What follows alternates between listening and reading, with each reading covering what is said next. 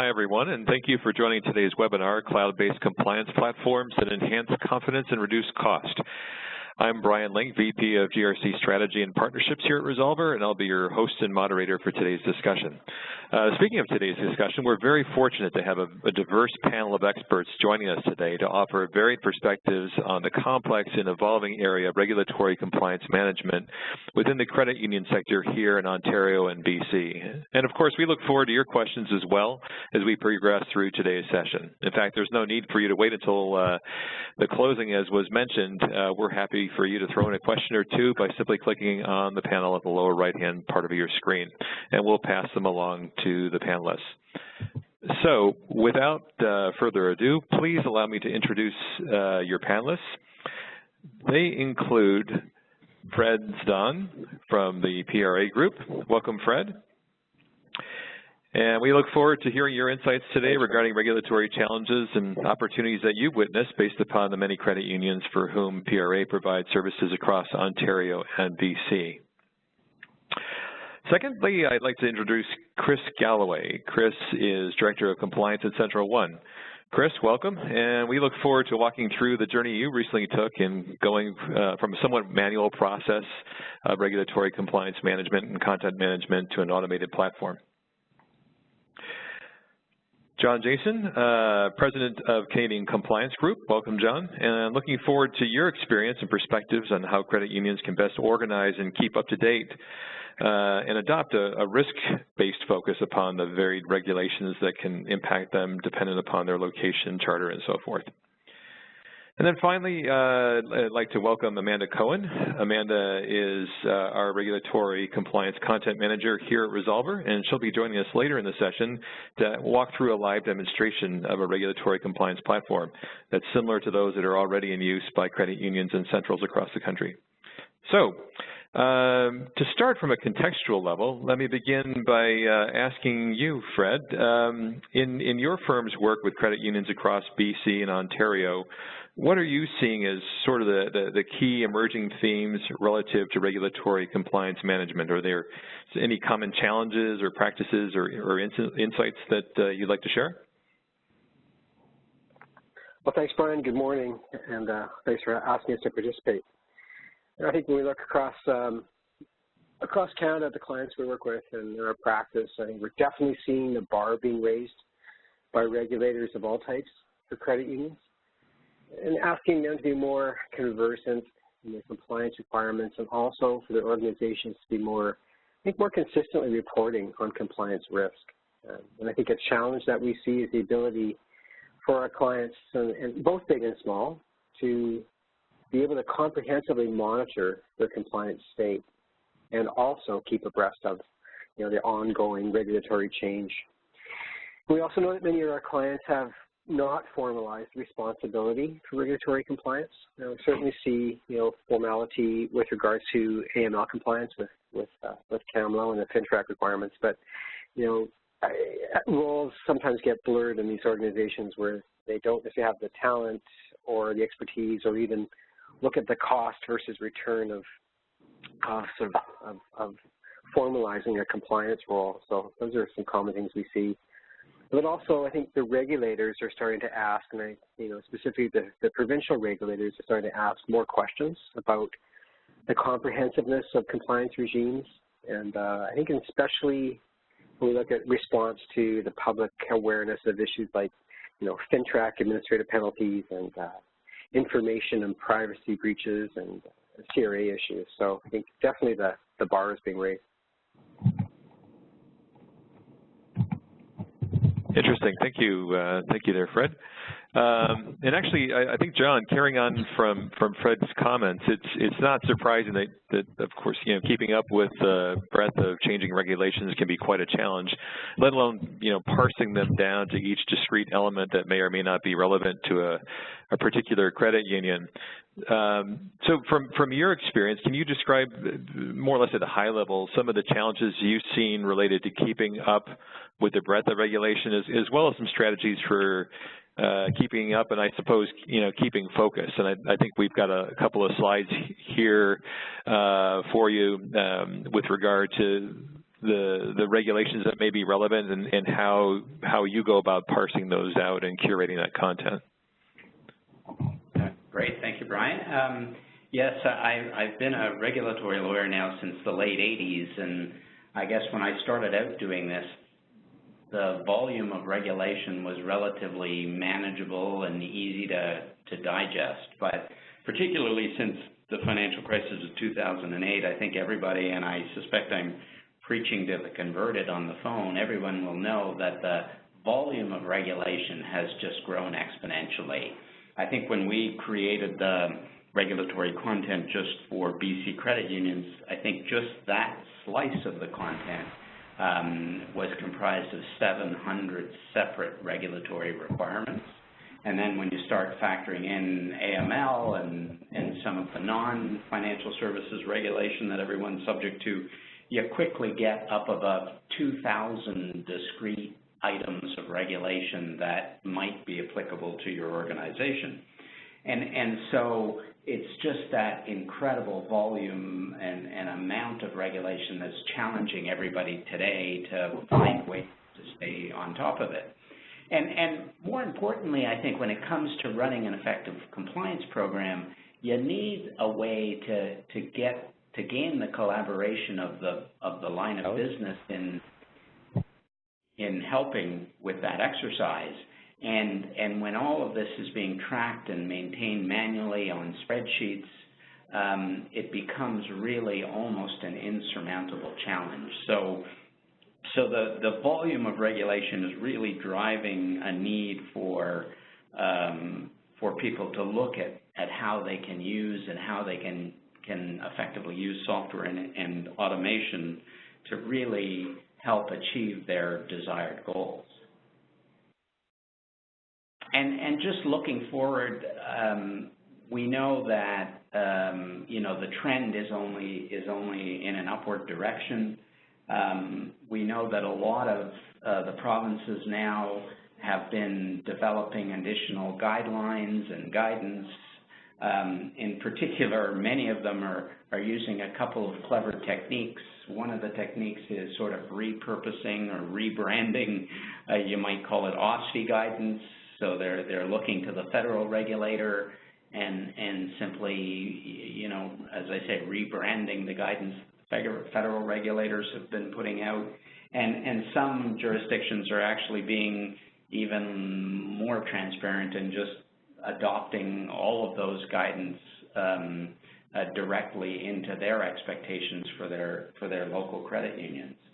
And the final challenge I just want to mention is that, regulators, when they release regulations and requirements and expectations, unfortunately, they don't do it in a way that aligns to the way we run our businesses. So if you look at the table of contents, for example, of the Financial Institutions Act in BC or the Credit Union and Corporation Act in BC, that table of contents has very little, if not nothing, to do with the way you organize your business. So another big challenge and also a challenge in getting collaboration from the business is just trying to identify what regulations apply to what. And so doing that curation, doing that organization becomes a challenge in and of itself. And so to the extent that someone's able to do that exercise for you, again, it's going to greatly enhance the chances of having a successful program. So over back to you, Brian, but those are some of the critical challenges that I see as the environment just continues to get more and more complex. Great, thank you, John. And what you're seeing up on screen now relates to what John just mentioned, is taking that content and curating it in a fashion where you can then align it to lines of business, to areas that are relevant, and allow you to quickly filter down to those components that you need to act upon, and starting with saying what's relevant from a line of business perspective, then going through and assessing risk relative to those particular regulations, then mapping controls, adding monitoring, and so forth, that we'll see as we get into the demonstration later on. All right, well, thank you again, John. Chris, I think over to you in terms of as a director of compliance and based upon what you've just heard from both Fred and John, hats off to you. It's been no small challenge, I'm sure, in your role. But it sounds like you're in good company, and I suppose that's why we're here today, is to share some of the lessons learned and how to address many of the common challenges that are out there. So I suppose let's start from the beginning. I don't want to sound like a therapist, but when did you first realize that you had a problem, or perhaps better said, a compelling need to do things differently from a regulatory compliance management perspective? Thanks, Brian, and welcome. Good morning to everyone in Western Canada. Good afternoon to folks in the East there. Yeah, I think that's a good question, and really it really follows on nicely to what both Fred and John Jason have discussed, which is, Central One has always, like, all financial institutions, has always had to comply with rules and regulations. So, in combination with the enhanced scrutiny that we've seen from regulators and the bar being raised, as Fred calls it, and just the extensive nature of the regulations that financial institutions need to comply with, and that, that particular area, it's just growing, as John Jason really mentions. But, to the point here is that I think there's been a little bit of a sea change in the world of compliance. And previously, a lot of financial institutions I know working in various different large banks, 10, 15, 20 years ago, compliance was really seen as a legal function. It was that you saw legal and compliance being a department in itself.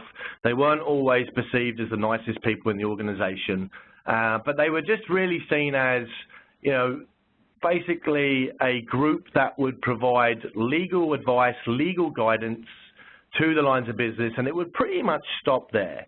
I think really the sea change came, and in Canada, the OSFI, as the regulator of federal financial institutions, have always, since 2003, had a guideline in relationship to regulatory compliance. But I think it was late 2014, early 2015, where they revised that guideline, and they really focused in on really making the need to look at compliance as an area of risk. And essentially, the way that OSFI were providing guidance was that really that financial institutions needed to really take a risk-based approach and follow kind of risk methodologies in order to actually manage risk that comes out of having to deal with compliance regulations. So, from a Central One perspective, doing this, as John Jason mentions, in a manual way and managing risk in a manual way just isn't feasible. And so, I think the penny has dropped for many financial institutions that there needed to be a shift, there needed to be a change, and, quite honestly, we had to move away from just treating compliance as, legal guidance and move to it really being part of the second line of defense and really a risk function. Oh, that's excellent. Thank you. I suppose relative to some of the challenges that you mentioned and the opportunity to look at other ways of moving from a manual process to one that perhaps automated both aspects of understanding and keeping up to date from a regulatory perspective of what's relevant, what's changing, and then the processes and activities then for saying, well, are we compliant, and being able to provide evidence of compliance and testing those controls or policy, what have you. As you then look for options for addressing those challenges, what were some of the key objectives that you set forth and say, okay, we know we have to do this differently. What were some of the criteria that you had in place to say, and what was the process for then saying, okay, we have to do this differently. what's next? What were, for those on the phone that are thinking about making that move, what are some of the key lessons learned that you had in going through that process yourself? Yeah, I mean, that's a good question. I think when considering providers, really we were looking for three things, and this is at a high level, not getting into the nitty-gritty and you know, the small pieces of functionality, but we were really looking at three major things. The first thing is that we were looking for content.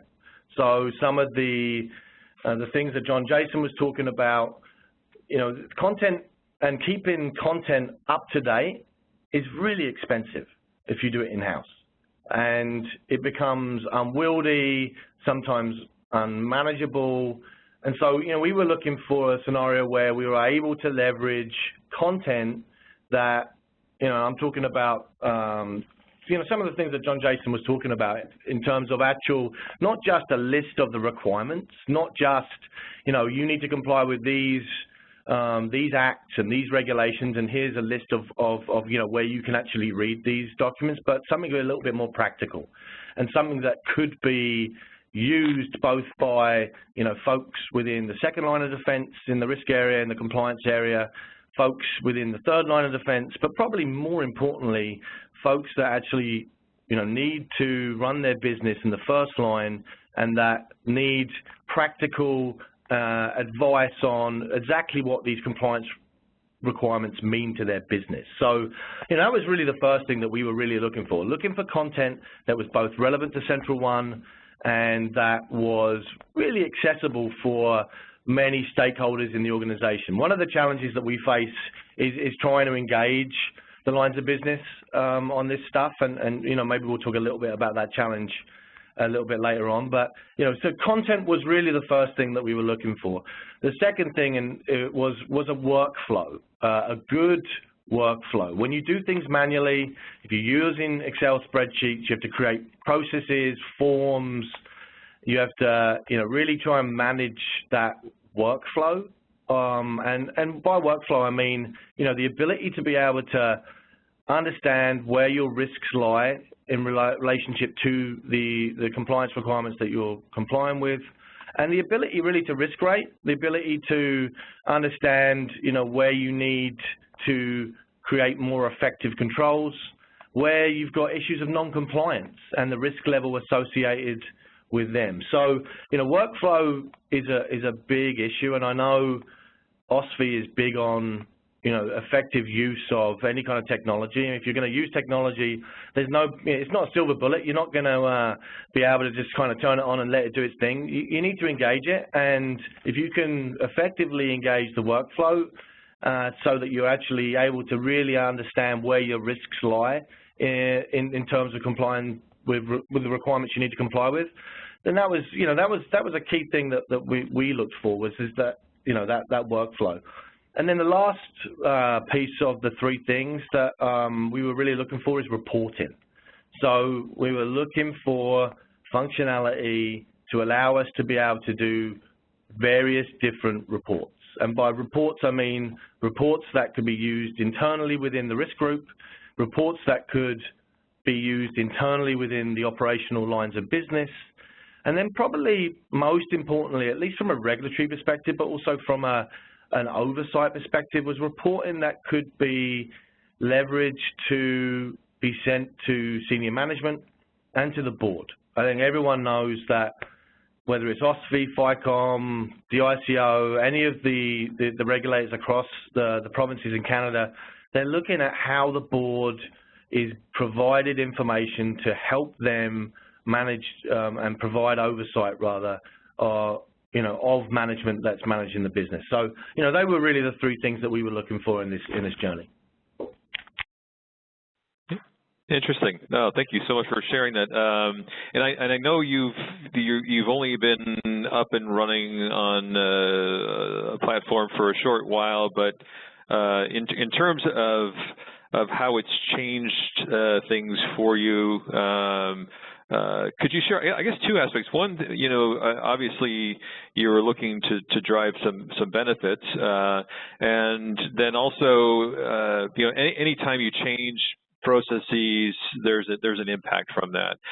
People need to adapt to those changes over time, even if it's really positive, but there's still an impact.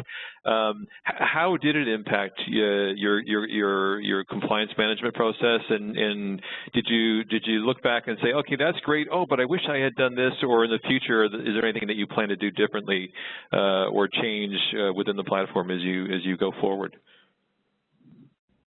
Yeah, I think I mentioned that technology should never be seen as a silver bullet, and I think if I went back, I would try and educate and try and influence those folks that aren't within the second line of defense within the compliance group to realize that this, like any other software, really isn't a silver bullet, and there's a need to do some work. It's not, again, a case where you can just say, oh, okay, yeah, we've engaged a vendor, and now we can just, turn it on and forget about our responsibilities.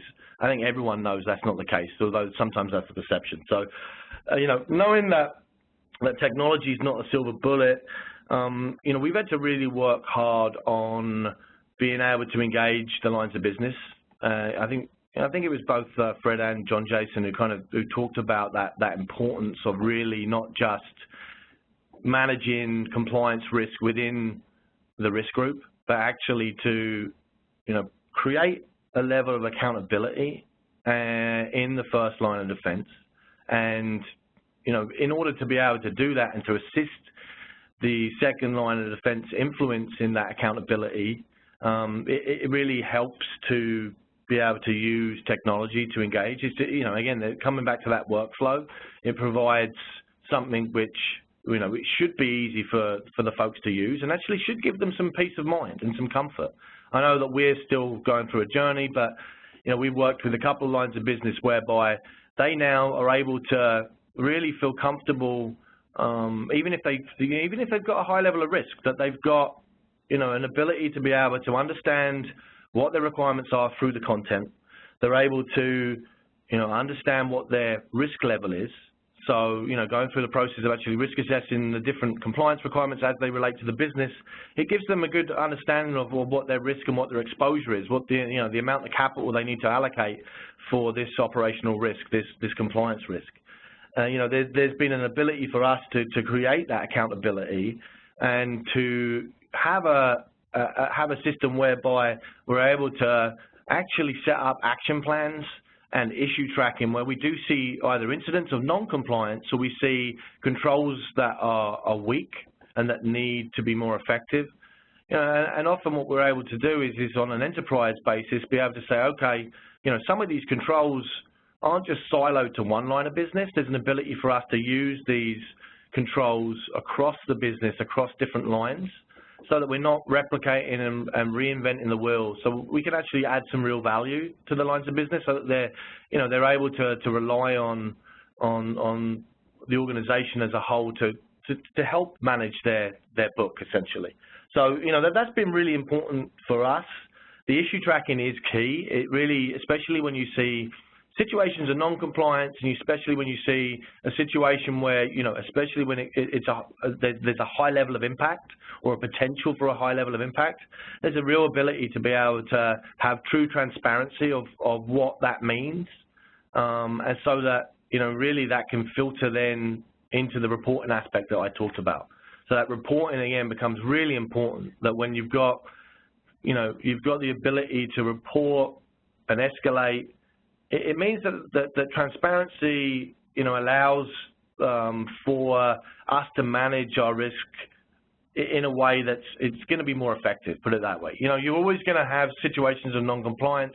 You're always going to be managing compliance risk, but it's important for there to be an awareness of exactly what that risk is so that you can effectively mitigate it and control it. I think without the ability to be able to do this, if you're doing it in a manual and a siloed way, it really means that there's a bigger likelihood that you'll see greater impact when there are situations of non-compliance. That's when it comes down to it, that's been a big benefit for us. I'd say, we're still actually working on the reporting that goes up the chain, and I think we're getting to a really nice place. But, I think that that reporting and that ability for us to track issues and to create accountability has been really the most effective things for us in making our program more effective and more robust. Yeah, those are great insights. Thank you very much, Chris. I think it's great for everybody participating today to hear from a peer that's been down the path. And I think from what you said, what's clear is that it's not just about technology. It's not a silver bullet. You really have to think about the people, the methodologies, the content. It's all part of a system. So that's fantastic feedback. Really appreciate that. And I guess with all the great feedback and suggestions that we've had from our panelists, it's perhaps time now to get an actual hands-on look at a regulatory compliance platform. And here to walk us through the platform is Amanda Cohen. Amanda, as I introduced at the beginning, is a regulatory compliance application and content manager here at Resolver. And so with that, over to you, Amanda. Great. Thanks, Brian. All right. So if I can just share my screen, then I can jump right into the demo, and we can get started.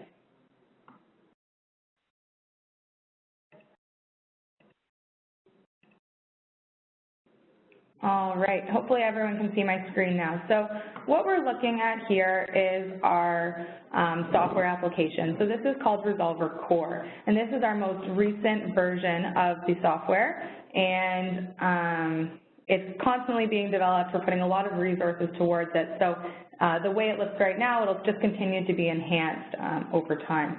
So what you're looking at here is actually the home page.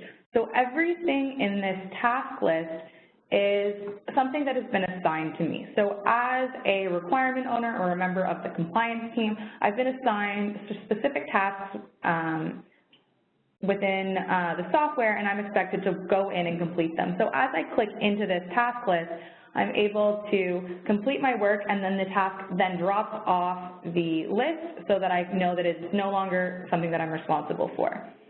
Over here on the side, we just have a bit of a summary. So if you have requirements that have been assigned to you, constantly, if there's also controls, those would also show up in a separate table below. So those give you an indication of how much work you have left to complete and how much you've progressed throughout your tasks.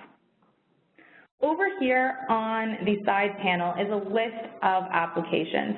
So what we're going to focus on today is just the regulatory compliance management piece. But there's also room to have different application areas sitting within the same software.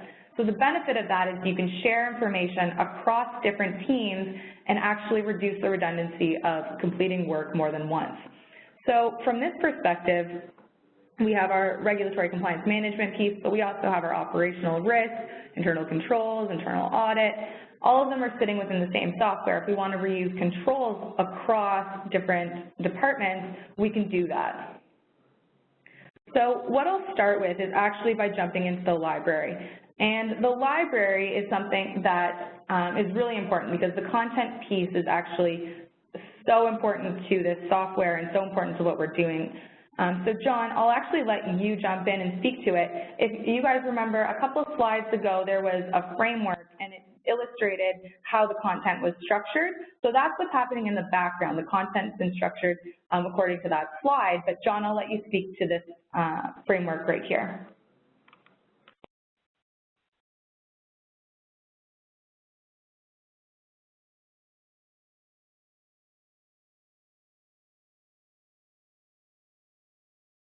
Oops, sorry, there we go. I was on mute. So, yeah, thank you, Amanda. So, yeah, I think everybody can relate to the statement. You know, wouldn't it be great if I had an electronic library available to me right on my desk that I could see what the relevant regulatory requirements for my specific group?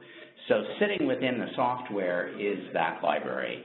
And the library is designed, as I said, to really align all of the regulatory requirements to your typical business group. So we always start, if you will, with these 5 groupings, which are quite typical groupings for a credit union in terms of your main business operating areas. And so within each of these topics, you can drill down and find the exact regulatory requirements that apply to the specific exercise that or activity that you're concerned about. So that's one of the big features of the software, is it provides you that always up-to-date content library that you can always consult without having to go through the effort of doing the search and find that you would otherwise have to do. Great.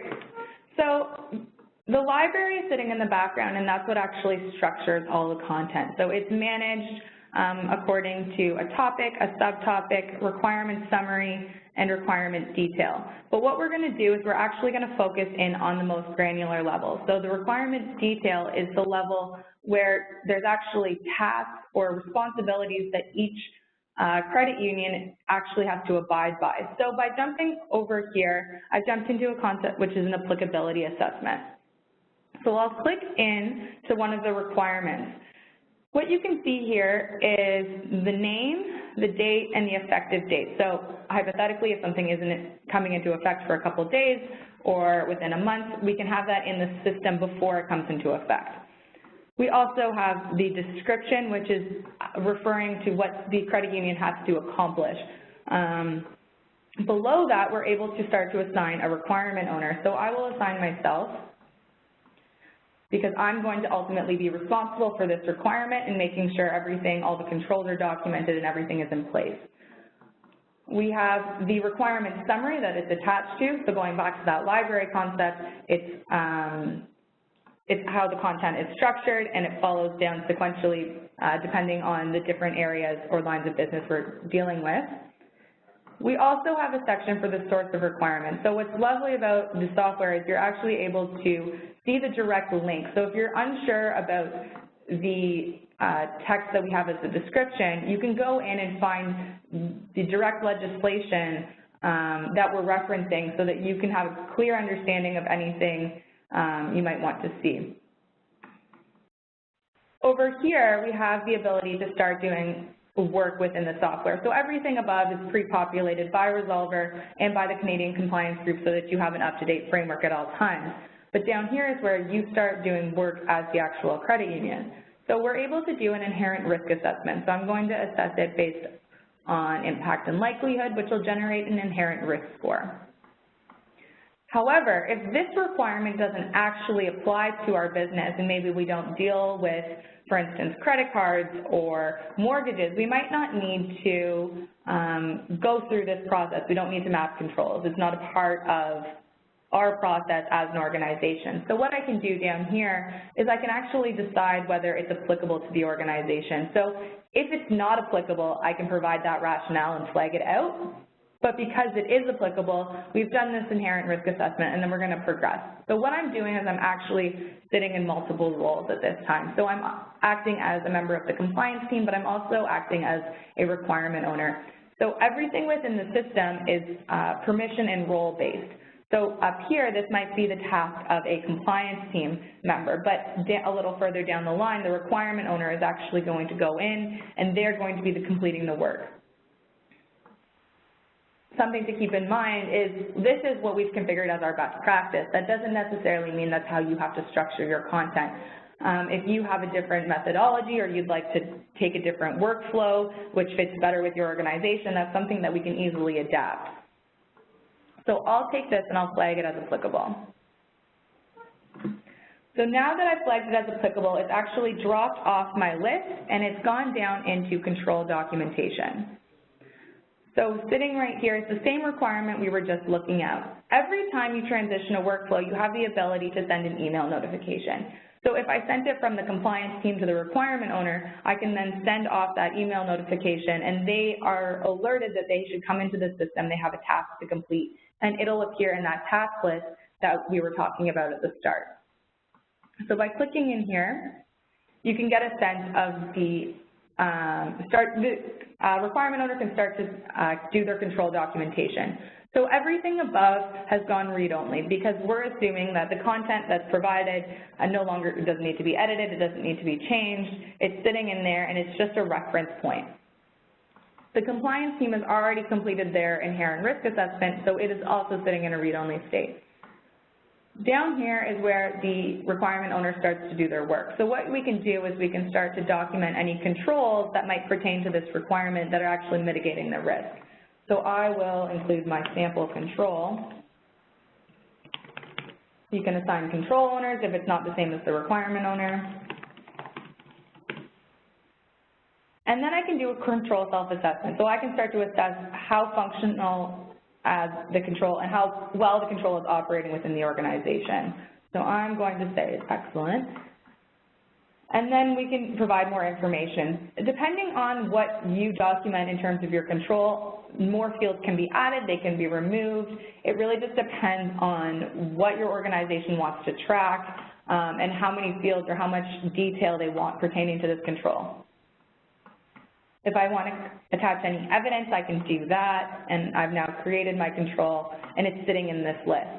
What's great about this system is that we can share controls across the organization. So this is a sample control that I just created, but if I start typing, I can pull in other controls because we want to remove the redundancy of creating a control for every requirement. We want to be able to reuse those controls that have already been assessed, already been tested. So you can start to link controls to multiple places, and you just start drawing from your control library. So based on this assessment, and now that I've documented my controls, I'm going to submit it for a control assessment. So again, it is dropped off my list, and it is sitting now in control assessment. So I'm going to scroll down to the one we were using. So again, all the information is read-only. There is the risk score, and now what we can do is we can review these controls, but we can start to test them a little bit further. So if we want to look at their operating effectiveness, their design effectiveness, we can complete those tests and then document them and roll those up into reports to our regulators. An option here is you can either have the control self-assessment or the control operating effectiveness roll into your residual risk score, but it's just a matter of how you'd like to configure it. The ability to use formulas is pretty open, so what we're going to do in this case is actually just assess the control strength on the requirement, but if we wanted to, we could use the formula to calculate that throughout the system. So now that we've done the residual risk assessment, I can move forward. If there's any issues pertaining to this control, I could also create those at this time.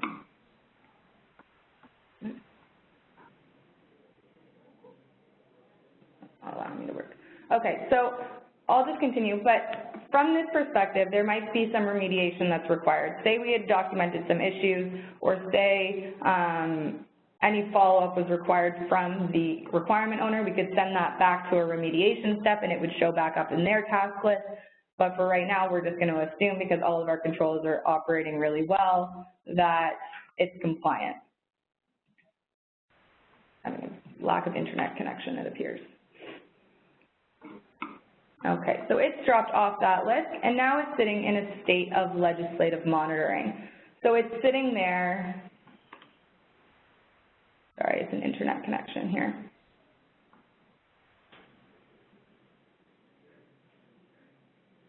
So what will happen is, as it transitions, it actually goes into a monitoring state, and I can see any of the requirements that I've deemed compliant, and they can sit in this list, and then based on the period when you need to reassess the controls or the requirements, we can go ahead and kick off those reassessments as necessary. So they're sitting in here, they become completely read-only, and our internet is not working.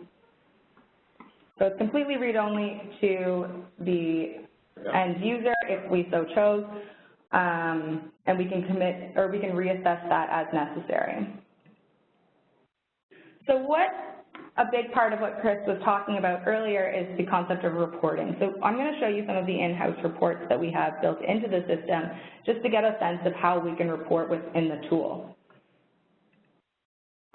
So here is a risk overview of our BC Credit Union framework. So not all of the requirements are in here, but we can start to see how these things have been assessed and where they're sitting. So now you can start to narrow down what you need to focus on.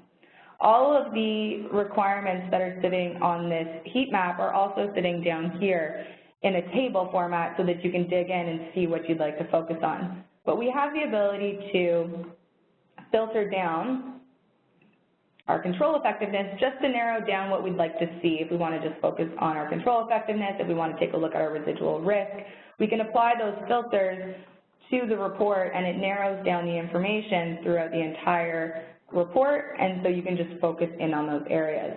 What's also great about these reports is they can be exported to either Excel or to Word, depending on if you need to take the information outside of the system.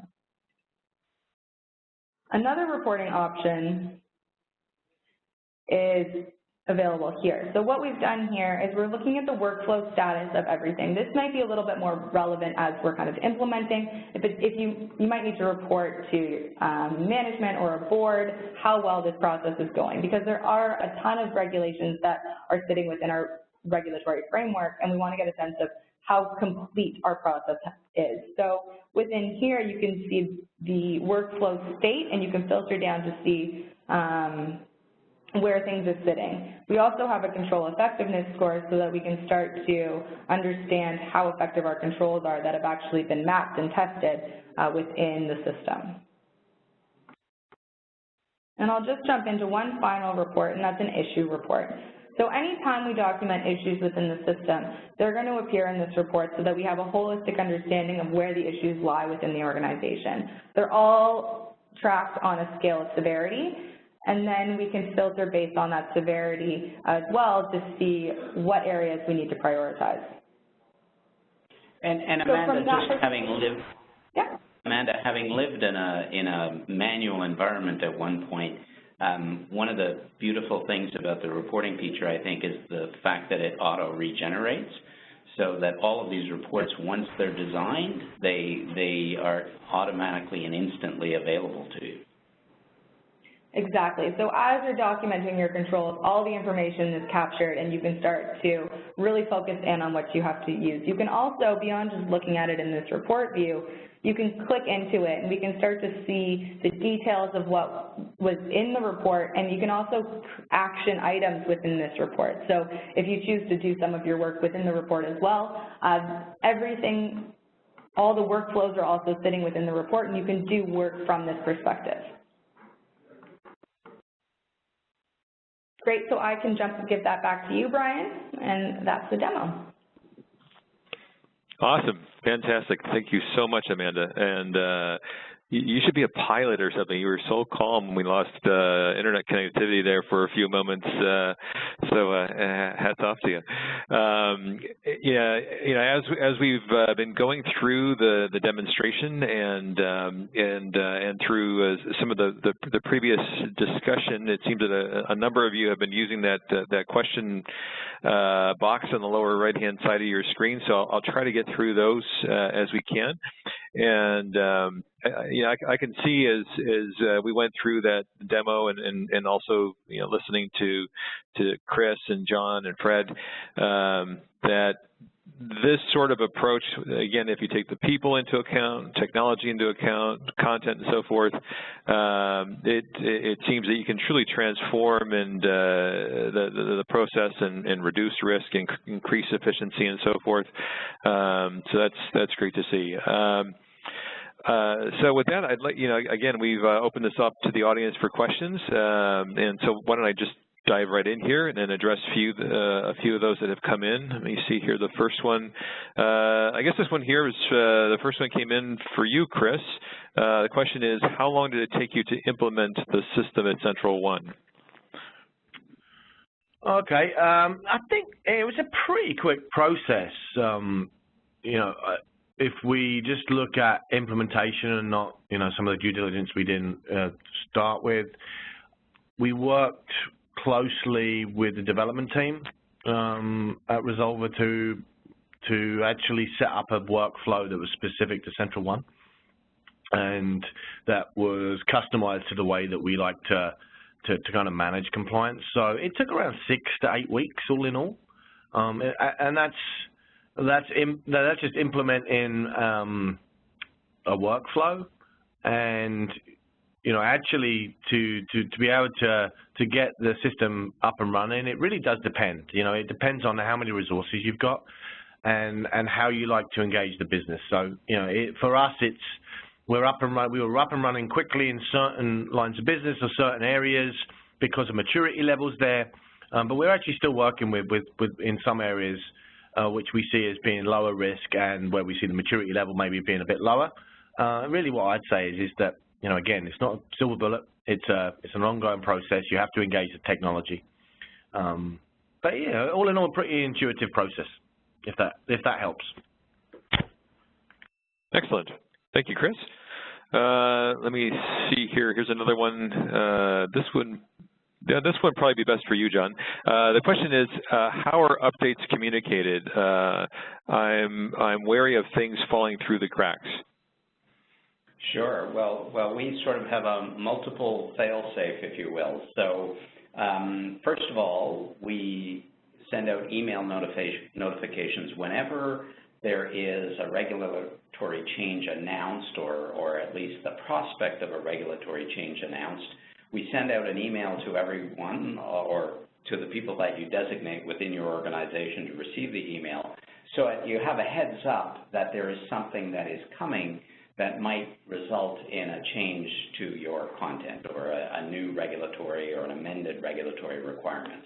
And often what we recommend at that point is that you use the issue management feature to create an issue within the system so that you can now log your progress towards doing whatever it is you need to do, update your controls, advise people, do some training, so that you can manage that upcoming change within the system.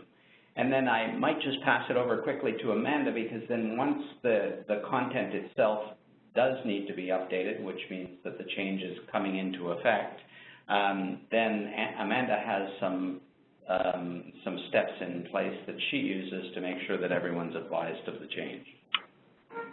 Great. Thanks, John. So the process that we use here is to, first of all, as John mentioned, we send out an update to the people that are responsible and that have requested to receive those email communications about what the change is and a little bit of a detail about how that impacts the organization. And then on top of that, the system automatically sends a notification. So as new content is loaded into the system, the appropriate people will be notified via email that they have some responsibilities within the system, something has changed, and so they can go back into the system and start to complete their work based on the tasks that have now appeared in their task list. So the system is going to automatically populate a task for you for the appropriate people within the organization. So that's, if you will, the final fail-safe to ensure that the right people within your organization have been made aware, and not only made aware, but now that the system's asking them to do the work that needs to be done. Excellent. Thank you, John. Thank you, Amanda. This next question, and here looking at time, maybe this will be our last question, and maybe Fred for this one, because you've got a view across your work in BC and Ontario. So the question on this one is, in BC and Ontario, what are the differences in how credit unions address regulatory compliance, or are there differences that you see between the two provinces? Yes, there's the answer. I think it really, that was an attempt at humor. I think it largely depends on the size of the organization and the entity. Now, not that compliance doesn't have any difference, but I think in terms of the approach, we see differences. So, for example, some of our larger clients will have, as I sort of said earlier, dedicated resources, more dedicated process. The first line of defense, as Chris referenced it, is more broadly defined versus smaller entities where it might be kind of a, more of a catch-all off the side of someone's desk, less formal, nonetheless as important, but maybe not as comprehensive. And I think maybe the difference is that between Ontario and British Columbia is in some ways each of the regulators there, whether it be DICO or FICOM, may be more prescriptive in some areas than others. And you can look at, you compare them side by side as to where the points of differentiation are, or the points of reference are, or the areas of focus are. Each of them are a little bit different in their approach. So I think it's largely dependent around maybe the maturity level of the regulator, but also the maturity level of the client or the credit union. Okay, excellent. Well, yeah, I'm again looking at the time. I think that about does it and wraps it up for us today. Now, but before we go, I'd like to thank all of our panelists for joining us and for sharing their thoughts and experiences, and also to Amanda for taking us through so adeptly through the demonstration of a cloud-based compliance platform. For everyone in the audience, I'd like to thank you as well, and please don't hesitate to reach out if you have any other questions, or if you'd like to arrange for a more in-depth discussion or demo. We're going to be out in BC both in late April and early May conducting some on-site demos where we'd be happy to stop by, and for those folks here in Ontario, we're close by, so happy to visit at any time. So with that, thanks again everyone, and goodbye for now.